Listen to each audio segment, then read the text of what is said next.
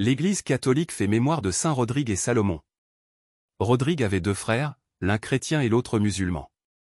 C'était à Cordoue, à l'époque de la présence de l'islam en Espagne. Ils s'opposaient sur cette question de religion. En étant venus à se battre, Rodrigue tente de les séparer et reste blessé à terre. Craignant la police du calife, le chrétien prend la fuite, tandis que le musulman, mettant le corps de Rodrigue sur une civière, se met à crier à travers la ville, « C'est là mon frère mis à mort par un chrétien criminel, à cause de sa foi à la loi du prophète Mahomet. » Rodrigue, le laissé pour mort, se relève, il proclame qu'il n'est pas musulman mais ami du Christ. On le met en prison, où il rencontre un nommé Salomon, inculpé de prosélytisme en faveur de la foi chrétienne, ce qui était interdit sous peine de mort. Ils deviennent de grands amis, se fortifiant l'un l'autre dans la fidélité au Christ. Intrépides témoins de la foi, Rodrigue et Salomon furent décapités à Cordoue en 857.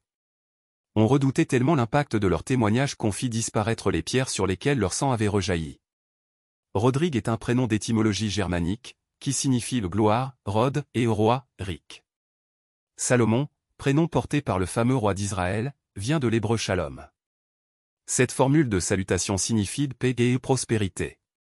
Saint Rodrigue et Salomon, priez pour nous. Évangile. Quiconque demande reçoit. Gloire et louange à toi, Seigneur Jésus. Crée en moi un cœur pur, ô mon Dieu.